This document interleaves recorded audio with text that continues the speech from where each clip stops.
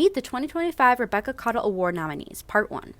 This award was created in 1988 to honor Rebecca Caudill, an author and resident of Urbana, Illinois for over 50 years.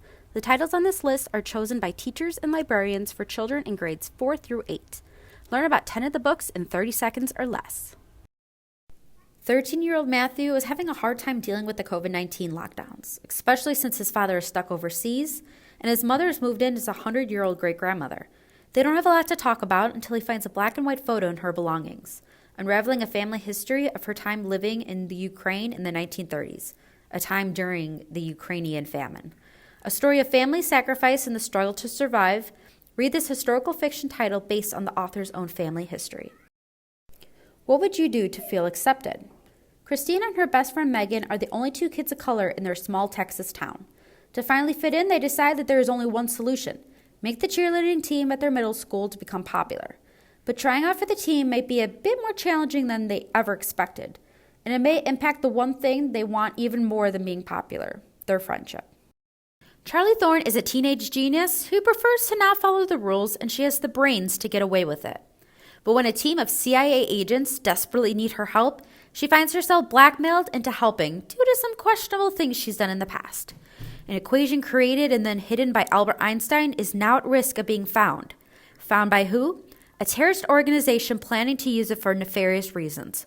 Will her code-breaking skills be enough to decode the puzzle and save the world? Isaac and Marco are complete opposites, but despite that, they are best friends. Isaac is a tall basketball star that does poorly in school, while Marco is short, an A student, but he lacks any athletic abilities. Isaac decides to help Marco learn basketball to impress his absent father, while Marco will help Isaac with his homework to make things better with his divorcing parents. They each have their own reasons for wanting to change things up now that they are in middle school, but they will need each other to do it. All Olive wants is to make her first real-life friend. Due to her brittle bone disease, she has been homeschooled, but now she's convinced her parents to let her attend the local middle school. Since Olive uses a wheelchair, things don't go quite as planned. But when she hears about a magical hummingbird that will grant wishes, she hopes to make a wish to get rid of her bone disease. Full of magic in her ordinary world, follow Olive as she makes unlikely allies, all in search of a wish to change their lives. After her nan dies, Mo is sent to live in a foster home.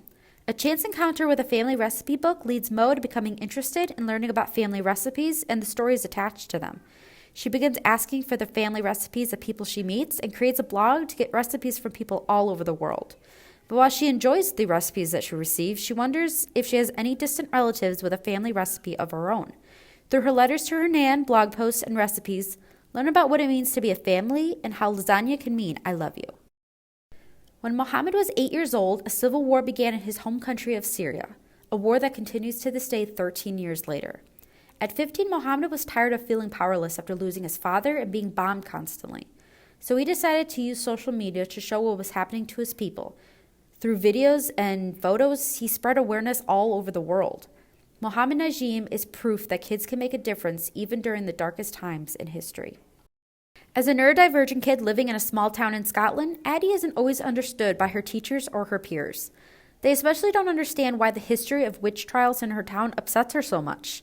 But to her, these women were killed not for being magical, but for being different, just like her. Addie decides to campaign for a monument for these women. Can she get the town to understand why this is so important to her? After Pearl Harbor was attacked by Japan in 1941, President Roosevelt ordered all Japanese Americans in the West Coast to live in incarceration camps, as he was suspicious of their loyalty to the U.S. Seen and Unseen includes photos, personal accounts, and art that tells what life actually was like for these innocent people being held by their own government. To create this true account, it took the work of 3 photographers to each capture the parts of daily life in Manzanar that they wanted to show to the world. But what perspective was the truth? When billionaire Tobias Hawthorne dies, 17-year-old Avery has her ordinary life turned upside down. Despite never meeting the Hawthorne elder, he has left his entire fortune to her with a caveat.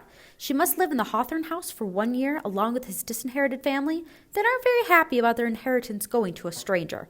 Full of riddles, puzzles, and codes, join Avery and the Hawthorne grandsons in discovering why Avery was chosen. Come back tomorrow at 4 p.m. to learn about the last 10 Caudill Award nominees.